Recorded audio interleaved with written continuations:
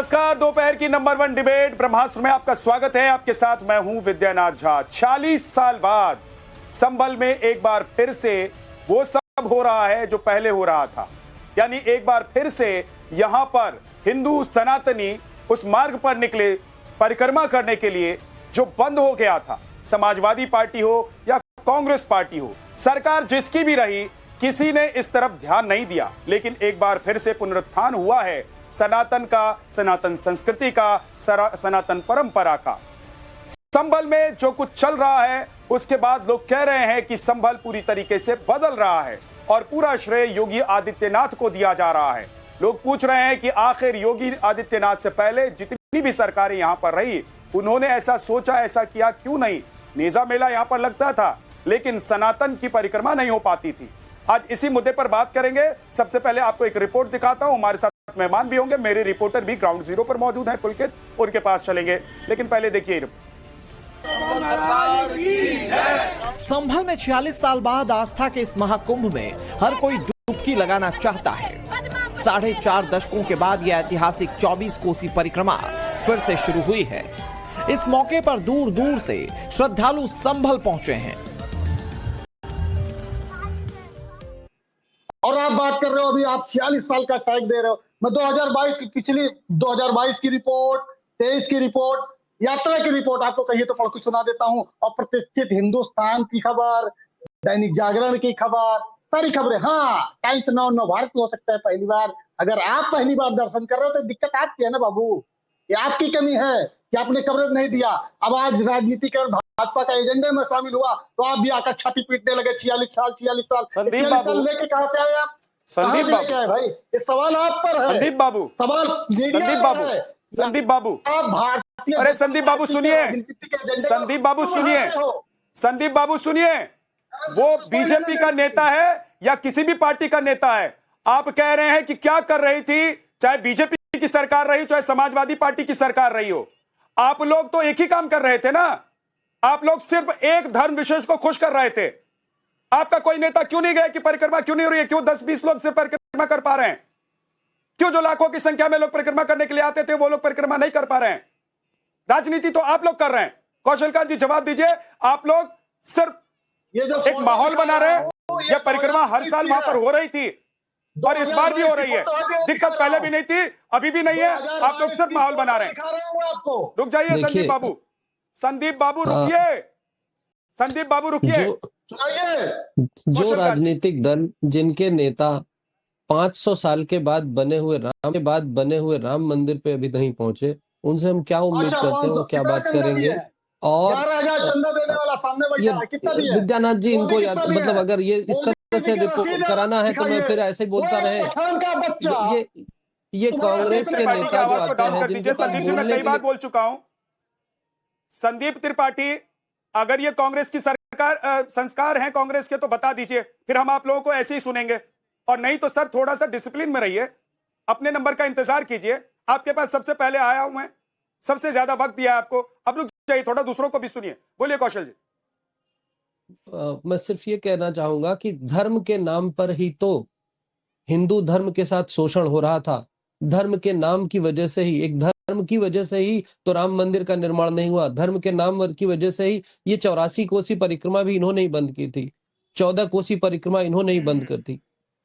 उत्तर प्रदेश में हिंदू धर्म के नाम पर होने वाले सारे सांस्कृतिक प्रोग्राम, सारे धार्मिक प्रोग्राम, सारे तरह के प्रोग्राम के ऊपर, चाहे समाजवादी पार्टी हो चाहे कांग्रेस पार्टी हो, उनके साथ हमेशा डिस्क्रिमिनेशन करती रही है। तो क्या ये सेकुलरिज्म का उल्लेख नहीं है? क्या ये उसका वायलेशन नहीं है? सेकुलरिज्म का नाम लेकर के अपनी छाती पीटने वाले जब हिंदू धर्म को के साथ विभेद करते हैं, उसको शोषित करते हैं, उसको हमेशा बांटने की कोशिश करते हैं, तब सेकुलरिज्म खतरे में नहीं पड़ता है। पर आज एक कानून व्यवस्था ऐसी आई है जिसमें देश के बहुसंख्यक को अपने। कौशल जी, मैंने आपसे पूछा कि हर साल वहां पर यात्रा निकल रही थी, परिक्रमा हो रही थी, इस बार क्या अनोखा हुआ कि आप लोग कह रहे हैं कि भाई 40 साल बाद ये सब हो रहा है? देखिए, अनोखा ये हुआ कि आज वहां इतनी भीड़ नजर आ रही है कि नेशनल मीडिया जाकर के वहां पे कवर कर रहा। अनोखा ये हुआ कि वहां पर जितने कुएं ढके हुए थे, वो अनोखा ये हुआ कि वहां वहां पे मंदिरों को खोद करके निकाला जा रहा। वहां अनोखा ये हुआ कि वहां पर जितने कुएं बंद कर दिए गए थे, अनोखा ये हुआ कि संभल की जिस मस्जिद को जबरदस्ती मस्जिद कमेटी को दे दिया गया, उसको अब दोबारा शासन के हाथ में दे दिया गया। एएसआई को जहां पर जाना बंद कर दिया गया था, उसमें उसको एएसआई दोबारा कब्जे में आ गई। अब मस्जिद कमेटी के हक को लिमिटेड कर दिया गया है। आपको ये समझना पड़े, कानून व्यवस्था अब स्थापित हो रही है, अब ऐसी स्थापित हो रही है कि आज हम लोग बैठ करके संभल की बात यहाँ पर कर रहे हैं।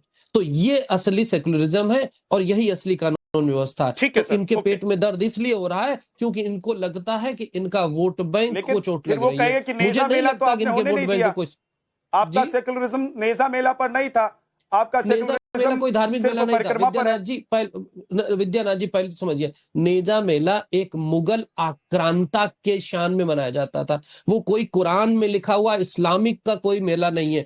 दुनिया में नेजा मेला किसी भी इस्लामिक कंट्री में नहीं मनाया जाता। वो केवल आक्रांताओं का मेला था, जिसको कहते हैं पॉलिटिकल इस्लाम, ये उसका मेला था और कोई मेला नहीं था। उसका धार्मिक कोई रंग रूप नहीं था। वो केवल आक्रांता को बढ़ाने के लिए, मुगल सत्ता को स्थापित करने का मेला था, इसलिए उसको नहीं होना चाहिए। अगर कोई भी धार्मिक चीज है, जैसे ईद होता है, मुहर्रम होता है, चहल्लुम होता है, वो सब मनाया जा सकता है। क्यों नेजा मेला, ठीक है सर, कौशल जी ओके, अशोक यादव जी, क्यों नेजा मेला चलता रहा और परिक्रमा आप लोगों ने बंद करवा दी? छुप छुप कर, चुपके से पगडंडियों पर 10, 5, 20 लोग जाकर सिर्फ परिक्रमा करके काम पूरा करते थे, अपनी परंपरा को पूरा करते थे। देखिए, कभी हमारी सरकार हो या हमारे पूर्ववर्ती जो भी सरकारें रही हों, उस परिक्रमा पथ पर कोई सरकार ने कभी रोका नहीं। वो कुछ वजह से विवाद था जो आपने बताया, वो जो विवाद था, विवाद की वजह से कुछ दिन तक समस्या थी, लेकिन किसी सरकार ने उसको रोका नहीं। इसको हिंदू मुस्लिम या भाजपा सपा करने की जरूरत नहीं है। वो एक धार्मिक स्थल था और लोग अपने हिसाब से परिक्रमा करते हैं। आज जो 5 लाख लोग दिखाई दे रहे हैं, 2017 से पहले 5 लाख 7 लाख लोग क्यों नहीं दिखाई दे रहे थे अशोक जी?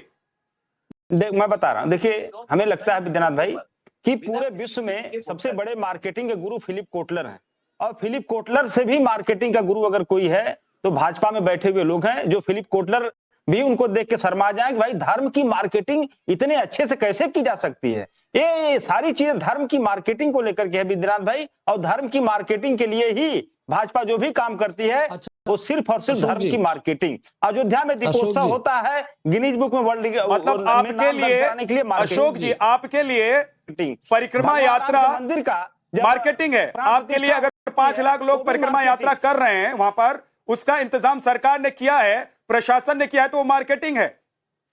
आप लोग भी कर लेते हैं ऐसी मार्केटिंग। धर्म, देखिए विद्यानाथ भाई, धर्म जो है आस्था के विषय, लेकिन आप लोग सिर्फ एक समुदाय के लिए मार्केटिंग करते थे। सुन लीजिए, नेजा मेले के लिए मार्केटिंग करते थे आप लोग। धर्म की मार्केटिंग भाजपा ने दुनिया को सिखाया कि धर्म की मार्केटिंग करके सत्ता कैसे हासिल की जाती है। भाई साहब, आप ये बताइए, योगी आदित्यनाथ जी की सरकार है, उन्होंने कहा मैं पूछ रहा हूं अशोक जी, अगर परिक्रमा यात्रा पर 5 लाख लोग पहुंचे हैं तो ये मार्केटिंग कैसे हो गई? अशोक, सनातन में आप लोगों को मार्केटिंग कैसे नजर आने लगती है? यही तो बात है, यही तो बात है विद्यानाथ भाई। अभी योगी आदित्यनाथ जी की सरकार 2017 से है, 2017 से सरकार इनकी है, लेकिन जो इन्होंने ग्रहण लगाया है, जो योगी आदित्यनाथ की सरकार ने 2017 से अब तक का ग्रहण लगाया है पीडीए के उद्यान के ऊपर, वो ग्रहण कब हटाएंगे? आप बताइए, महात्मा गांधी काशी विद्यापीठ में एक छात्र जो कि पीडीए से था, वो 14 से 74 नंबर पाया था एमएड में, उसको गोल्ड मेडल नहीं मिला। 14 से 71 वाले को गोल्ड मेडल दिया गया और सरकार चुप है। उसके भविष्य ग्रहण कौन हटाएगा भैया? बांदा में एक पीडीए का छात्र, 7वीं क्लास का छात्र, उसको इसलिए पीटा गया प्रिंसिपल के द्वारा क्योंकि वो पढ़ाई की बात कर रहा था। प्रिंसिपल ने कहा कि तुम जाके भैंस चराओ, तुम्हारी जाति के लोग यहाँ पढ़ाई क्या करेंगे? ये नफरत कौन बोल रहा है विद्यानाथ भाई? अभी लखनऊ में एक दलित समाज का व्यक्ति पेशाब चटवाई गई, ये लोग कौन कर रहा है? और सरकार में बैठे हुए लोग कर क्या रहे हैं? अशोक जी, ये पीडीए के लोगों के कौशल का जी आपसे कुछ सवाल कर रहे हैं, सुन तो लीजिए थोड़ा सा। सरकार योगी सरकार आज धर्म का व्यापार कर रही है। अशोक जी, योगी सरकार ने किया। अशोक जी सुनिए तो सही, कौशल कांति आप कुछ काउंटर क्वेश्चंस कर रहे हैं, उसको सुन लीजिए फिर जवाब दीजिए एक साथ। अखिलेश जी, नॉन स्टॉप मत बोलिए अशोक जी सिर्फ इतना जवाब दे दीजिए। अभी चंद महीने पहले अखिलेश जी अपनी पत्नी के साथ मस्जिद में गए थे तो क्या धर्म की मार्केटिंग करने गए थे? क्या करने गए थे? जहां पर उनकी पत्नी का अपमान भी हुआ, इसके बारे में जवाब देंगे? वो धर्म की मार्केटिंग थी, ये बता दीजिए। वो धर्म और राजनीति अलग अलग था। सांसद जब आप सुनिए, हमारे सांसद का आवाज था। और दूसरी बात, मस्जिद के अंदर आपके सांसद मस्जिद पे कब्जा कर लेते हैं। गजब के सांसद हैं, मस्जिद पे कब्जा करके उसमें रहते हैं। गजब यार, आप जो सब कब्जेदारी बैठे हुए क्या? सांसद आपका मस्जिद पे कब्जा कर लेता, सांसद आपका बिल की चोरी करता है, समाजवादी पार्टी का टोटी चोरी करता है। सबसे बड़ी कब्जेदारी तो आप लोग हैं। टोटी चोरी पीडीए के भविष्य के ऊपर कब्जा कर लिए, धर्म का आरोप दिखा ठीक है। कब तक चलेगा? कब्जेदारी आप करो, जाग चुका है, बिजली चोरी आप पीडीए जाग चुका है। गजब के सांसद आपके हैं। धर्म के जो मार्केटिंग के झांसे में नहीं आने वाला पीडीए। अरे पहले बताइए, पूजा करनी है। एक सेकंड रुक जाइए। और अशोक जी आप भी रुक जाइए। धर्म के ऊपर कब्जा कौन कर रहा है और धर्म को पुनर्स्थापित कौन कर रहा है? अगर धर्म की कहीं हानि हुई है तो फिर से उसका उत्थान कैसे हो रहा है? ये संभल की तस्वीर लोग देख रहे हैं अशोक जी। इसीलिए आप इसको मार्केटिंग जब कहते हैं तो आप बीजेपी को नहीं, आप सनातनियों को, वहां पर परिक्रमा करने वाले या वहां पर जो लाखों भक्त पहुंचे हुए हैं उनके खिलाफ बोलते हैं। ये समझ लीजिएगा। विद्यानाथ जी, विनोद बंसल जी, सर क्या ये जो संभल में हो रहा है ये धर्म की मार्केटिंग हो रही है या समाजवादी पार्टी की तुष्टीकरण की राजनीति खत्म हो रही है? और नेजा मेला जो लगा करता था वहां पर, उसको रोककर अगर परिक्रमा शुरू की गई है, परिक्रमा लाखों लोग कर सके, हजारों लोग कर सके और वहां जितने श्रद्धालु मन चाहे जा सके, उसकी व्यवस्था की गई है, तो क्या यह मार्केटिंग है? विनोद जी। विद्या जी, सबसे पहले तो जो बात धर्म की हो रही है, तो धर्म के लिए अपना जीवन समर्पण करने वाले श्री सुरेश चंद्र आर्य जो सार्वदेशिक कार्य प्रतिनिधि सभा के प्रधान थे, आज सुबह उनका शरीर शांत हो गया। मैं उनके आत्म शांति के लिए श्रद्धांजलि देता हूं। और साथ ही साथ ये कहना चाहता हूं कि देखिए, जो लोग अधर्म के मार्ग पर चलते हैं, जिन्होंने जीवन भर अधर्म का साथ दिया, जिस पार्टी के इनिशिएशन से लेकर के आज तक अधर्मियों, विधर्मियों, कुधर्मियों और जिहादियों को लोगों को अपने कैबिनेट के मंत्रिमंडल में रहा हो, उससे धर्म के बारे में क्या पूछोगे जी, और क्या बताओगे, और उसको क्या मैं जवाब दूंगा? देखिए, ये धर्म और धर्म का जो अंतर है ना, वो समझ ही नहीं सकते। और एक दूसरी तरफ वो पार्टी है जिसका जन्म ही अधर्म के आधार पर हुआ था और किसी विधर्मी ने आकर के यहाँ पर उसका जन्मोत्सव मनाया था। और आज भी जो है ना, उसके जो इटालियन जो अपने क्रिश्चियन माता जी हैं, वो उसको कंट्रोल करके चला रही हैं। आप मुझे बताइए, वो धर्म है क्या धर्म है? उनके बेटे का बैप्टाइजेशन हुआ, उसके बावजूद भी अपने आप को वो गोत्र बताता है, पंडित बताता है और शिव भक्त बताता है और मंदिरों पर हमले करवाता है। गौ माता के बछड़ों को कटवाने में अपने आप को गौरवान्वित महसूस करता है। हाँ, मैं मुद्दे पर आ रहा हूँ। देखिए, प्रश्न ये है कि देखिए, मैं अब ये तो बात आपके बात का जवाब दिया, अब मैं मुद्दे पे ये कह रहा हूं कि आखिरकार संभल को संभालने वाला कौन है? संभल को जिस तरह से संभाला है पूजनीय योगी जी ने, उसकी वजह से इनको आग लग रही है। और देखिए, आज जिस विषय पर डिबेट कर रहे हैं, और डिबेट को लेकर के ये दोनों प्रवक्ता जिस तरह से उबले हुए हैं, यही इस बात का सर्टिफिकेशन है कि आखिरकार क्या अच्छा हो रहा है, क्या गलत हो रहा है। देखिए, किसी पूज्य संत ने कहा है कि जब किसी व्यक्ति का घोर विरोध होने लगे, धर्म का जब विरोध होने लग जाता है, तो उसका मतलब ये क्लियर कट उसका सर्टिफिकेट मिल गया है। देखिए, कांग्रेस हो या कांग्रेस के कुनबे से, कोख में से जन्मी हुई ये समाजवादी पार्टियां हो, ये सारे के सारे एक ही हैं। इनको देखो, इनके जो तेवर देखिए आप, किस तरह की बातें कर रहे हैं, क्योंकि इनके अंदर भद्रता नहीं है, इनके पास तथ्य नहीं है, सत्य नहीं है। इसलिए अधर्म को, कुधर्म को और इधर उधर की बातें करके अपने बात को इधर उधर करना चाहते हैं, क्योंकि इनके पास वास्तव में करने के लिए कुछ बचा ही नहीं। आज भी जो है ना, विनोद जी, मैंने आपसे पूछा था कि ये मार्केटिंग है या नहीं है। अगर कांग्रेस समाजवादी पार्टी कहती है कि हमने कभी रोका नहीं, मिर्ची लग रही है, तो ये अच्छी बात है, हमने कभी रोका नहीं और हमने कभी किया नहीं। संदीप त्रिपाठी, संदीप जी, क्यों आप नॉन स्टॉप बोलते रहते हैं भाई? आप अपनी एनर्जी क्यों वेस्ट करते रहते हैं? आपका ऑडियो लेवल में बंद करवा देता हूं अगर आप नॉन स्टॉप बोलते रहते हैं तो। विद्यानाथ जी, दो बातें। नॉन स्टॉप क्यों बोलते हैं भाई? विनोद बंसल जी जैन धर्म के हाँ, मैं आपके पास आ रहा हूँ, मैं आपको बोलूंगा जब बोलने के लिए, तो आप बोलिएगा, तब आपका ऑडियो डाउन नहीं करूंगा। आप बोलिए, हमारे धर्म के ठेकेदार कैसे बन जाते हैं? आप बोलिए संदीप जी। चंपत राय, ये विनोद बंसल, सनातन का कब के सनातनी हो भाई आप? जैन धर्म आपका अलग धर्म है, आपने हमारे धर्म के दुश्मन, आपने अपना धर्म तोड़कर अलग बना दिया। ठेकेदार बनने वाले कैसे हो? इनका आई की लेवल देखो। आपका धर्म क्या बताइए? आपका क्या धर्म है? टीवी में बोलिए क्या आपका धर्म क्या है? विनोद बंसल जैन धर्म का अनुयायी है। आप देखो ना इनको। संदीप जी, संदीप जी, आप कह दीजिए क्या जैनी नहीं है? बोलिए क्या आप जैनी नहीं है? आप बोलिए कि आपका धर्म क्या है? कांग्रेस के पॉइंट बजा दिया इन्होंने आज। नहीं, वास्तव में कांग्रेस नेता के रूप में उभरे हैं। अभी ये जो है ना जी, राहुल गांधी, वो जो राहुल विंसी जो है ना, साजिश करते हो अरे कि ताकि हिंदू मुस्लिम लड़े। अरे कम से कम कभी तो अपने दादा के मजाक पर जब फूल चढ़ाया हो। उसके बाद कहा फिरोज खान जो दरगाह है वो चाहते हो, आज भी आपके पूजा कर रही है। चले जाओ यार संदीप जी, आपकी खुदाई हो, आप तो उधर के रहने वाले हो ना। इसके नीचे जैन मंदिर मिला रहे हो यार? अभी गिरनार में बताइए यार, देखो अब तो यात्रा निकलेंगे, अब तो मंदिर निकलेंगे। अब भारत के सांस्कृतिक मुक्ति का समय आ गया है संदीप जी। आपके बौखलाने से कुछ नहीं होने वाला। आज देखिए, जब तक आप कांग्रेस में, आपको ऐसे चिल्लाना पड़ेगा, लेकिन जब आप कांग्रेस से बाहर निकल जाएंगे तब आप हिंदू हो जाएंगे। आप देखिए, चाहे कांग्रेस की वकालत कर लो, लेकिन फिर भी जब आपके बहन एक सेकंड रुकिएगा, विनोद जी रुक जाइए। मुझे एक बात नहीं समझ में आती है अजय गौतम जी। अजय गौतम जी को फ्रेम पे रखिए। अजय गौतम जी, मुझे एक बात समझ में नहीं आती, जैसी सनातन की बात होती है पैनिक बटन क्यों दब जाता है कांग्रेस का, समाजवादी पार्टी का? क्यों वो कहने लगते हैं कि हमने तो किया नहीं, हमने तो रोका नहीं? लेकिन आपने रोका नहीं, किया नहीं। आप एक धर्म समुदाय विशेष को सब कुछ करने की छूट देते रहे और दूसरों के लिए कुछ किया ही नहीं है, और वो इतना डरा कर उनको रखा कि वो कुछ कर नहीं सकते थे। तो आज अगर योगी आदित्यनाथ की वजह से संभल में यात्रा निकल रही है, परिक्रमा लोग कर पा रहे हैं, 5 लाख लोग वहां पर पहुंचे हुए हैं, तो लोग कहेंगे ना कि आप लोग नहीं कर पाए, योगी है तो मुमकिन है।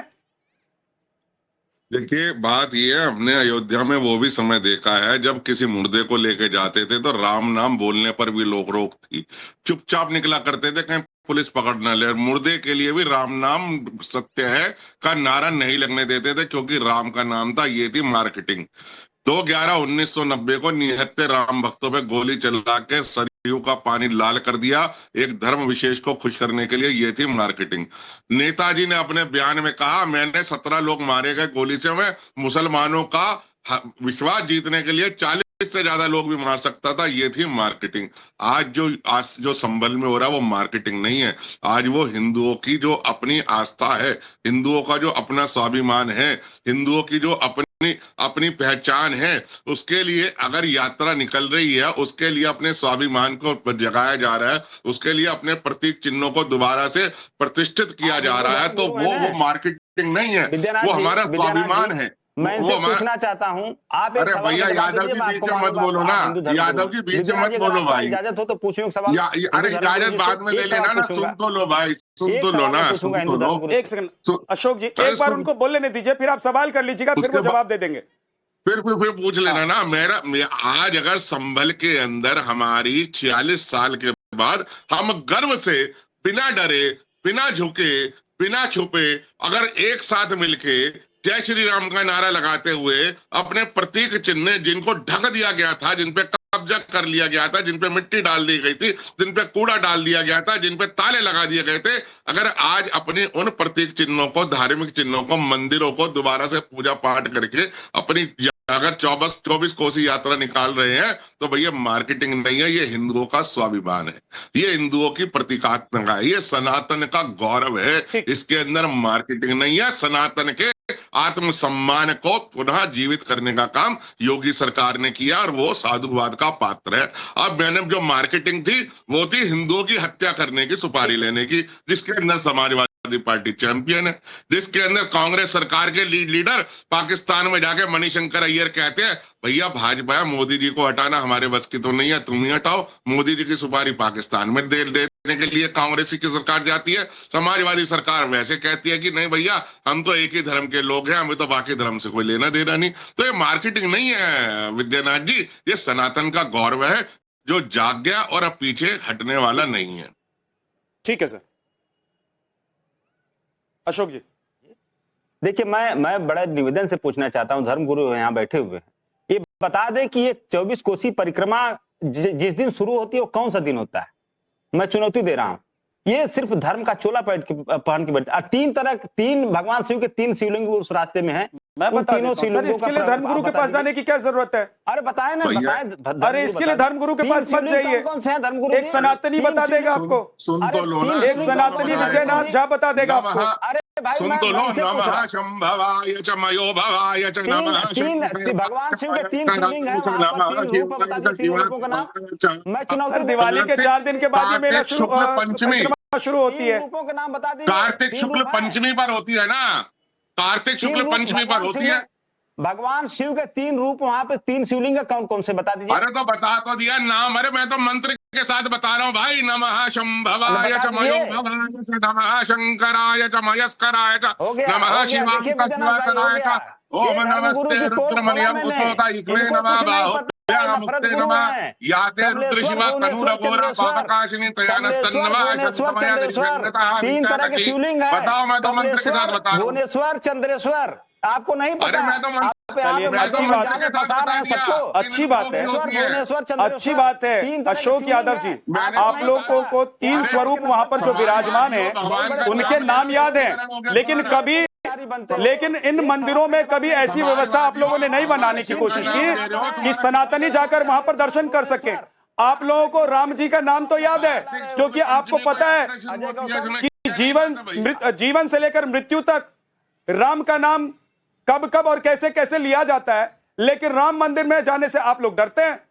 राम मंदिर पर आप लोग सवाल उठाते हैं। सवाल का जवाब नहीं दे पाए तो सिर्फ नाम याद रखने से काम चल जाएगा? हाजी नाजिम, एक चीज बताइए, नेजा मेला कभी नहीं रोका इन्होंने, क्योंकि इनको पता था कि नेजा मेला रोकेंगे तो मुसलमान नाराज हो जाएंगे, एक खास समुदाय के लोग नाराज हो जाएंगे। लेकिन परिक्रमा होती है नहीं होती है, मुझे क्या करना है?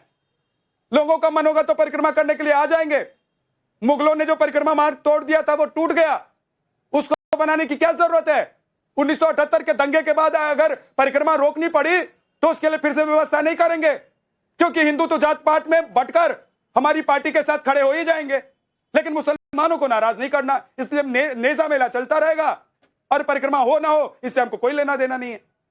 हाँ झा साहब, देखिए सबर क्या होता है, सबर आपके सामने बैठा हुआ है। देखिए कितनी देर तक बात चली तो हाजी नाजिम खान ने सबर करे रखा, क्योंकि हाजी नाजिम को पता था कि उसका इंतजार बहुत जल्दी खत्म होने जा रहा है और बात रखने का मौका मिलना जा रहा है। ये होता है सबर। और भाई ये बता दीजिए, ये जो 24 परिक्रमा की बातें हो रही है, ये किस मुसलमान ने यहां पर रोका? भाई उस वक्त के मुख्यमंत्री कौन थे और किस पार्टी से ताल्लुकात रखते थे? कोई मुसलमान ने तो नहीं रोका, लेकिन हाँ मुसलमानों की जो इबादत गाह है उस पे किस तरीके से नजर रखनी है वो इन लोगों पे बड़े अच्छी तरीके से आता है। झा साहब देखिए, आपके ये संभल की बात करते करते मैं उस बात पे आ जाता हूं जो बार बार ये बाबरी मस्जिद का जिक्र लेकर आए थे। आरोप है कि वो कब्जा किया हुआ इबादत गाह है, और जहां पर कब्जा करके इबादत गाह बनाई जाए वो इबादत गाह किसी भी मुसलमान के लिए इबादत के लिए सही नहीं होती है। इस्लाम इसकी इजाजत नहीं देता है। झा साहब, मेरे इस्लाम से मुझसे बेहतर कोई और नहीं बता सकता। मैं अपने इस्लाम के बारे में अच्छी तरीके से बता सकता हूं। और देखिए अभी बात आई थी बाबरी मस्जिद जमीन पर आप लोग क्या इबादत करते हैं? साहब ये बाबरी मस्जिद हाजी हैं, बताइए संभल के मंदिरों पे ताले किसने लगाए? संभल के मंदिरों पे आपने जवाब दिया, उस पर मैं जोड़ रहा हूं सवाल आपको कि क्या कब्जा की हुई जमीन, जिस जमीन पर आरोप हो कि कब्जा की हुई जमीन है, वहां पर आप लोग इबादत करते हैं? जहां साहब हम भी आरोप लगा सकते हैं कि हाँ, जहां साहब हम भी आरोप लगा सकते हैं कि हमारी इबादत गाह पे कब्जा करा जा रहा है, क्या वहां पूजा पाठ हो सकती है? लेकिन यहाँ सिर्फ और सिर्फ एक बात कह देते हैं कि इस्लाम के अंदर क्या यह है कि भाई यहाँ पर जबरदस्ती जमीन पे कब्जा करे क्या नमाज हो सकती है? भाई भारत की क्या पूरी दुनिया की जमीन अल्लाह ने इबादत के लिए बनाई है। ये पाक सरजमीन है पूरी दुनिया की। और देखिए भारत के अंदर हाजी नाजिम खान जो पैदा हुआ इस मिट्टी से पैदा हुआ और इंशाल्लाह इसी भारत के पाक सरजमीन की मिट्टी में दफन हो जाएगा। भाई हम लोगों के लिए तो ये फक्र की बात है। अब सुन लीजिए, अरे अजय जी अब सुन लीजिए, बहुत देर होगी आपका ज्ञान सुनते सुनते। भाई जब यहाँ पर बाबरी मस्जिद का जिक्र आया था तो भाई सुप्रीम कोर्ट की तरफ से फैसला आया था जो हम लोगों ने स्वीकार करा। अब मैं आपसे पूछना चाहता हूं, अभी जब कहा ना कि संभल की शाही जामा मस्जिद के बारे में जिक्र करा कि यहाँ पर ASI के बारे में, तो मैं कहना चाहता हूँ कि मुगल काल की बात उठा लीजिए, जहां गोस्वामी तुलसीदास जी मौजूद थे, भाई उन्होंने किसी भी ग्रंथ के अंदर कभी भी जिक्र नहीं करा कि यहाँ इस मंदिर को तोड़कर मस्जिद बनाई गई है। और वही सुप्रीम कोर्ट के हलफनामे में जब फैसला आया था तो भाई सुप्रीम कोर्ट ने भी नहीं कहा कि यहाँ मंदिर तोड़कर मस्जिद बनाई गई है। मैं तो सुप्रीम कोर्ट की बात कर रहा हूँ, लेकिन आप लोग हाजी साहब आप इस्लामिक स्कॉलर हैं इसलिए आपको पता नहीं होगा। आपने हिंदू सुनिए हाजी साहब आप इस्लामिक स्कॉलर हैं इसलिए आपको नहीं पता होगा, लेकिन हिंदू धर्म ग्रंथों को अगर आप पढ़ेंगे तो वहां कल की अवतार, वहां मंदिर, ब्रह्मा के आदेश पर वहां पर कौन कौन से कुंड मौजूद हैं सब आपको मिलेगा। और ये तथ्य हैं, ये कोई हवाई बातें नहीं है, ये सिर्फ एक दूसरे को मुंह से कही हुई बातें नहीं है, किंवदंती नहीं है, ये सब कुछ दर्ज है। और अगर इतिहास में ग्रंथों में सब कुछ दर्ज है तो फिर आप अगर कह रहे हैं कि वहां पर हमारी इबादत गाह है तो अदालत का फैसला आने तक रुक जाइए, वहां पर सर्वे हो जाने दीजिए, वहां सबूत निकल जाने दीजिए। आप लोग राम मंदिर को लेकर भी यही कहते रहे, लेकिन आखिरकार आप लोग हारे। आप लोग भाई एक टांग पर खड़े हो जाते थे, झा साहब एक टांग पर खड़े होकर आप लोग नाचने लगते थे, कहते थे कि नहीं भाई राम मंदिर नहीं, वहां पर बाबरी मस्जिद है, जैसे बाबर आप लोगों का पूर्वज हुई है, हमारी ऐसे ही आप लोग कह रहे हैं, ऐसे आप लोग नेजा मेला को लेकर जैसे सलार गाजी लुटेरा कि यहाँ मंदिर को तोड़ आपका पूर्वज हो, हमारे लिए तो बहुत उसके वंशज हो, ऐसे बोलते हैं आप लोग। जब सुप्रीम कोर्ट ने ये बात कही थी हमारे लिए फख्र की बात है, लेकिन जो नैरेटिव एक देश के अंदर बनाया जा रहा है वो उस नैरेटिव के लिए मैं ये कहना चाहता हूँ 5 लाख कहां से आ गए भाई, जब हजारों लोग नैरेटिव है जहां साहब मैं कह रहा हूं हजारों लोग तो उस नेजा मेले में आते थे, तो 5 लाख का आंकड़ा कहां से आ गया? जहां साहब 5 लाख का आंकड़ा बहुत होता है, यानी कि ये मान के चलिए एक जिले की 1/3 आबादी है, 5 लाख ये होता है, एक विधानसभा की आबादी के करीब होता है। और 5 लाख क्या वहां 24 परिक्रमा में आगे, कोसी परिक्रमा में? मैं तो पूछना चाहता हूं, यही तो एक नैरेटिव है जो भारत के अंदर फैलाया जा रहा है। सब अयोध्या गए, 20-20 लाख लोग बनारस गए कभी, हाँ मैं सुन लीजिए, मथुरा गए कभी, जहां साहब मैं अयोध्या भी गया हूं, मैं बनारस भी गया हूं। वहां अयोध्या जब जाता हूं तो मुझे अपनी बाबरी मस्जिद याद आ जाती है, और जब मैं बनारस जाता हूं आपने देखा है वहां कैसे लाखों लोग रोज आते हैं, लेकिन बात ये नहीं है। आपको ये लग रहा है कि भाई संभल में 5 लाख लोग कैसे आ गए, क्योंकि वहां पर बुलाने पर तो सिर्फ पत्थरबाजी करने के लिए लोग आ सकते हैं, लेकिन वहां परिक्रमा करने के लिए 5 लाख लोग कैसे आ गए? यही तो बात है कि आज परिक्रमा करने के लिए 5 लाख लोग वहां पहुंच रहे हैं, पत्थरबाजी करने के लिए, दंगा करने के लिए, फसाद करने के लिए कहीं से लोग नहीं पहुंच रहे हैं। कौशल कांत जी, ये आंकड़ा भी क्या झूठा है कि 5-7 लाख लोग वहां पर पहुंचे हैं?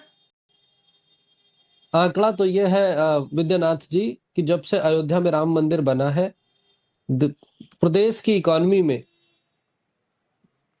गाजियाबाद और नोएडा के बाद सबसे ज्यादा जीएसटी अयोध्या से जा रहा है। दूसरा आंकड़ा यह है कि 2024 में जो भी जितने भी पर्यटक आए हैं जो घूमने के लिए भारत में, उसमें ताजमहल से ज्यादा अयोध्या में गए हैं।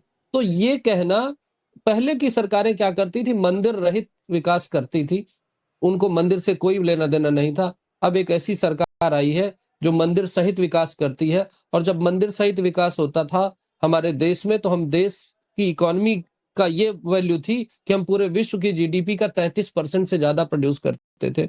अभी मेरे दोस्त कह रहे थे मार्केटिंग की बात करनी है। ये भाजपा के प्रवक्ता जो कह रहे हैं, मैं इनसे पूछना चाहता हूं। अरे सुन तो लीजिए, अरे मैं आपके बीच अरे मोहब्बत की निशानी है, छोड़िए यार, उस पर बात कर लेंगे। कौन सी मोहब्बत की निशानी है भाई? मंदिर से इसका जिक्र कर रहे हैं भाई, ये क्या है, ये क्या तर्क आप दे रे हैं? यानी कि आप हिंदू कौन सी मोहब्बत की निशानी है? कर रहे हैं, अरे कौन सी मोहब्बत की निशानी है? कर रहे हैं, मैंने अपनी बीवी का कब्र खोदकर उसको गाड़ कर इमारत बना देना, लेकिन आप सिर्फ और सिर्फ किस तरीके से मुसलमानों के ऐतिहासिक धरोहर को अपने कब्जे में लेने, बता दीजिए, बात आप लोग करते हैं। बता दीजिए, किस नंबर की शाहजहां की पत्नी मुमताज क्यों मर गई थी? शाहजहां की पत्नी मुमताज क्यों मर गई थी, जिसकी याद में ताजमहल बनाया था? हालांकि ये देखिए मुद्दा अलग है, लेकिन 1 मिनट में इसको मैं खत्म करता हूं। बताइए, शाहजहां की बीवी मुमताज जिसके लिए ताजमहल बनाया गया, वो क्यों मर गई थी? बताइए, बता पाएंगे? सुन लीजिए, नहीं बता पाएंगे? आपको पता भी होगा कि नहीं होगा, और पता होगा तो भी नहीं बता पाएंगे। जिंदगी और मौत का मालिक तो अल्लाह है। क्यों? जिंदगी मौत का मालिक ऊपर वाला होता है, अपने पास बुला ले। लेकिन कोई अभी आपको गोली मार दे तो आपका कातिल होगा वो। जिंदगी मौत का मालिक ऊपर वाला होता है, लेकिन अभी अगर कोई गोली मार दे आपको या मुझे तो हमारा और आपका वो कातिल कहलाएगा। और शाहजहां की बीवी की मौत कैसे हुई थी, जिसके लिए ताजमहल बनाया था शाहजहां ने? मैंने बोला तो क्रांता की निशानी जहां साहब मैं बोल तो रहा हूं, आप सुनना ही नहीं चाहते। भाई भारतीय मुस्लिम की बात सुनिए। भारत का एक मुसलमान आपसे कह रहा है कि जिंदगी और मौत का मालिक तो अल्लाह है। भाई हाजी नाजिम खान की जिंदगी अल्लाह ने दी। जब हाजी नाजिम खान को अल्लाह बुला लेगा तो दुनिया को पता भी नहीं चलेगा, और इस भारत की पाक सरजमीन में हाजी नाजिम खान दफन भी हो जाएगा। भाई जिंदगी और मौत का मालिक तो अल्लाह से। इस हिसाब से हाजी नाजिम, एक सेकंड, एक दूसरे के ऊपर मत बोलिए। 1 मिनट कौशल कांत जी, मैं आ रहा हूं। कौशल कांत जी 1 सेकंड रुकिएगा। हाजी नाजिम, इस हिसाब से अगर देखें तो देश की सारी जेलों को बंद कर देना चाहिए, सारे अपराधियों को छोड़ देना चाहिए, क्योंकि जो होता है अल्लाह और ऊपर वाले के मन से और इशारे से ही होता है। जो वो तय करते हैं वही होता है। तो फिर कोई अगर किसी को गोली मार देता है, कोई किसी की हत्या कर देता है, तो उसको अपराधी या हत्यारा नहीं समझना चाहिए, क्योंकि सब कुछ तो ऊपर वाले की मर्जी से होती है। हाँ जैसा तो ये नहीं चलता है ना सर। नहीं चलता तो ये है कि अगर आपकी वजह से किसी की जान चली जाती है तो आप अपराधी कहलाते हैं, और आप मोहब्बत की निशानी बता रहे हैं, जिसको कौशल कांत जी ने ठीक कहा है कि वो मुगलों की निशानी है, जिसको आप मोहब्बत की निशानी बता रहे हैं। कौशल कांत जी बोलिए। की निशानी है। अरे हाजी साहब सुनिए, मोहब्बत की निशानी है भाई। मोहब्बत की निशानी मुमताज और शाहजहां के मोहब्बत की निशानी नहीं है। अरे भाई वो आप जैसे लोग जो मुगलों से मोहब्बत करते हैं उनके लिए वो बना के गया है। तो भाई मत लीजिए भारत सरकार कि हम तो चले जाएंगे, लेकिन कुछ लोग जो होंगे हमने मोहब्बत करने वाले, वो इसे देख देख कर हमें मोहब्बत करते रहेंगे। ऐतिहासिक धरोहर है मुसलमान। शाहजहां की किस नंबर की पत्नी थी मुमताज? उसके मरने के कितने दिन बाद उसकी छोटी बहन से शादी कर लिया था, जाके पढ़ लीजिए। अरे मैं इतिहास को अच्छी तरीके से जानता हूँ, आप लोगों की तरह इतिहास नहीं बदलते। मुगल के नफरत भरी निशानी है, जिसको मैं कहा पढ़ रहा हूँ, मैं तो आप जाके पढ़िए ना, पढ़ के आइए मुस्लिम स्कॉलर साहब। अरे मैं मुद्दे पर रहिए, मुद्दे पर रहिए। अल्लाह का शुक्र है मुझे मुद्दे से डिरेल हो गए। मुद्दे पर रहिए कौशल कांत जी, मुद्दे पर रहिए। मैंने आपसे सवाल पूछा था कि ये 5-7 लाख का जो आंकड़ा है ये फर्जी आंकड़ा है। पिछले साल, उससे पिछले साल, उससे पिछले साल, उससे पिछले साल ठीक इसी तरीके से वहां पर परिक्रमा होती रही है। सिर्फ इस बार आप लोग संभल को बढ़ा चढ़ाकर पेश कर रहे हैं। विद्यानाथ जी, जैसा कि आपने ही बताया और पहले की स्टोरी कहती, कितने लोग वहां संभल में कितने लोग पहुंचते थे। कभी वहां सिक्योरिटी का अरेंजमेंट हुआ, कभी वहां लोग इतने आए कि पुलिस लगानी पड़े। अब इतने लोग आ गए हैं, वहां पे पुलिस लगानी पड़ रही है। इनको तो हर जगह प्रॉब्लम है। अगर राम मंदिर में लोग आ रहे हैं तो प्रॉब्लम है, काशी विश्वनाथ में लोग आ रहे हैं तो प्रॉब्लम है। साहब का सवाल है, उसके सवाल का जवाब तो आप नहीं दे। मैं तो बोल रहा हूँ ना भैया, मैं बताता हूँ इस बार संभल में क्या हुआ। सबसे ज्यादा बुलडोजर चला, सबसे ज्यादा बुलडोजर चला भाई, और किनके घर पे चला ये बताने की जरूरत नहीं, पूरे देश में देखा। समाजवादी आप ये बात नहीं बता पा रहे भाई, वहां पर बुलडोजर हाजी साहब रोना, जो मुसलमानों रोने को पेटेंट करा लिया क्या आप लोगों ने? किस तरीके से भाई रोना पेटेंट करा लिया हुआ क्या आप लोगों ने? हाजी साहब मुसलमान आप हाजी कहलाते हैं, चलेगा ही। आप हज करके आए हुए हैं, होगा अल्लाह का, आप मुस्लिम स्कॉलर हैं, अल्लाह का, और पेटेंट आपने रोने का करवा रखा है। जब देखो टिश्यू बहाते रहते हैं, आंसू बहाते रहते हैं आप लोग। मत क्या कीजिए सर, इतने भी पीड़ित प्रताड़ित नहीं है आप लोग। करता हूं कि भारत के तमाम अमन पसंद लोगों, आप लोग पीड़ित प्रताड़ित नहीं है। आप लोगों को सब कुछ मिल रहा है, सब कुछ हो रहा है, उसके बाद रोते रहते हैं। ये तो सभी को मिल रहा है। जहां साहब सरकार की नैतिक जिम्मेदारी है कि एक बार उनको कंप्लीट करने दीजिए, फिर आप बोलिएगा। बराबर हाजी साहब, कोई नैतिक जिम्मेदारी? आपको दर्द हो रहा है कि बुलडोजर चल रहा है संभल में? क्या सरकार आपको दर्द हो रहा है इस बात पे? जितने भी जो वहां दंगा कर रहे थे, फसाद कर रहे थे, जमीन कब्जा कर रहे थे, अगर भेदभाव करते तो सुप्रीम कोर्ट देश के खिलाफ में वहां पर साजिश रच रहे थे, उनके खिलाफ बुलडोजर चल रहा है, आपको क्यों दर्द हो रहा है? जहां साहब हम लोगों को बुलडोजर का दर्द नहीं है भाई, हम तो दर्द के आदी हैं। आपको दर्द क्यों हो रहा है? आदी है, हमको दर्द झेलने की आदत बन चुकी है। उस बात का पत्थर चलाएंगे तो दर्द के आदी बनिए, बन चुके हैं। हाथ में अगर पत्थर उठाएंगे, लोगों की जमीन पर कब्जा करेंगे तो दर्द आपको मिलेगा। दर्द बांटेंगे तो दर्द सहने के लिए भी बैठिए। जहाज साहब अगर दर्द बर्दाश्त करना पड़ेगा हाजी साहब, उसके हम खिलाफ है, उसको सजा मिलनी चाहिए। लेकिन बुलडोजर अगर उसके परिवार ने जिस तरीके से मेहनत से वो महल बनाया उस पर चल जाए बुलडोजर, तो यहां दुख होता है हाजी नाजिम खान को। अगर आरोपी एक है तो उसको महल बना लीजिए, किसी की जमीन पर कब्जा करके महल बना लीजिए, क्या जरूरत है? किसी का हक मार के महल बना लीजिए। किसका हक मारा है? ठीक है, ओके, किसी का हक नहीं मारा, बल्कि बोलिए। बहुत देर से संदीप जी उंगली उठाकर बैठे में, संदीप जी बोलिए। मारा गया। रुक जाइए हाजी साहब, खान ने बात, हाजी साहब रुक जाइए, हाजी जी शांत रहिए, उनके एजेंडे हाजी को साहब आप प्लीज बस और कुछ नहीं करते। मत रोइए। दो बातें सर, अभी बात आई सर पुलिस की कि वहां पर अगर इतनी भीड़ होती विद्यानाथ जी, कौशल अभी कांत जी ने आपने कहा कि फुटेज वहां दिखाया, पुलिस लगती। अभी मैं बोल रहा जरा ये था, बताइए कि अभी एसपी ने नहीं प्रेस मुझे कॉन्फ्रेंस अभी तो आप की फुटेज दिखा और रहे हैं, कहा कितने कि सारे लोग आ रहे हैं, कितने सारे सुनते लोगों सर, की रुकिए, भीड़ आ रही है। उनको बता रहे हैं। आप संदीप जी सुन तो लीजिए, अब सुन ले सर, संदीप जी सुन लीजिए, काम की बात, आपकी संदीप बात जी बढ़ा रहा सुन हूँ तो भाई। लीजिए। आप आपकी मुझे बात बढ़ा रहा हूँ। मैं भी तो नहीं बोल रहा हूँ, आपकी बात आप बढ़ा रहा बताओ हूँ, आपकी बात बढ़ा रहा हूँ, आपकी ही बात बढ़ा रहा हूँ। मैं यही तो कह रहा हूँ, इतनी अभी सारी पुलिस की भीड़ बात दिखाई आपने जा किया। रही है, अभी इतने सर सारे परसों, लोग वहां अब पर सुन जा लीजिए, रहे हैं, भैया इतने लोग आ रहे हैं कि अब पगडंडी को सड़क बनाना पड़ रहा है। 5 लाख लोग बता रहे 300 पुलिस वाले क्यों लगाए अपने लोगों को मार देना जाकर के चाहते देखिए हो ना, 140 का रेशियो होता है कम से कम उत्तर जाकर प्रदेश के का। देखिए वहां पर। 1,45,000 पुलिस वाले कानून का इकबाल, किसी को कहते हैं कानून का इकबाल। योगी जी हैं, इसलिए भीड़ आ रही है, इसलिए वहां पे परिक्रमा हो रही है, इसलिए पर वहां पर कुओं को खोद करके निकाला जा रहा है, इसी वजह से वहां पर अवैध कब्जे हटाए जा रहे हैं। और वहां के जो सांसद है जिन्होंने बिजली चोरी की, उनके ऊपर कितने लाख का जुर्माना पड़ा, ये बात सभी जानते थोड़ा सा हैं। रुक जाइए कौशल जी रुक जाइए, एक बार संदीप जी को बोलने दीजिए फिर बोलिएगा। कौशल जी रुक जाइए, संदीप जी बोलिए, कंप्लीट कीजिए। दो बातें सर, अभी पुलिस की बात आई कि अगर पहले भीड़ होती तो पुलिस लगती। मैं ये कह रहा हूं बिल्कुल, तो चलिए आपकी बात मान लेता हूं। आप ये कह रहे हो कि अगर पुलिस की व्यवस्था होनी नहीं थी, इसका मतलब भीड़ नहीं होती थी। तो आज परसों प्रेस कॉन्फ्रेंस में ये कहते हैं कि 300 पुलिस वालों की ड्यूटी लगी है। 140 का रेशियो उत्तर प्रदेश का, 1 लाख लोगों पर 140 पुलिस वाले होने चाहिए, और उत्तर प्रदेश में है भी। तो ये बताइए कि अगर 5 लाख की भीड़ है तो 14, 25, 70, 700 पुलिस वाले होने चाहिए कम से कम। क्यों अपने लोगों की क्या जान लेना चाहते हो क्या? आप लोगों को वहां पर बुलाकर मार देना चाहते हो क्या? जैसे आपने कुंभ में मार दिया, कुंभ में हत्या करा दी। आप गिनती तो कर लेते हो यात्रियों की, लेकिन जब लोग मर जाते हो फिर गिनती भूल जाते हो। आपने कुंभ में इतने लोग मर गए, इतनी लाखों को आपने ढका दिया। ये करना चाहते हो? 30 सेकंड में जवाब दीजिए, उसके बाद आप मत नहीं है, रुक जाइए। संदीप जी का ऑडियो डाउन कर दीजिए। कौशल कांत जी 30 सेकंड में जवाब दीजिए। संदीप जी, वहां पर एसटीएफ का सेंटर खुला हुआ है, यहाँ पे एनआईए का सेंटर खुला हुआ है, वहां पे एडिक्वेट व्यवस्था है, बैकअप की व्यवस्था है जिसकी आप बात कर रहे हैं।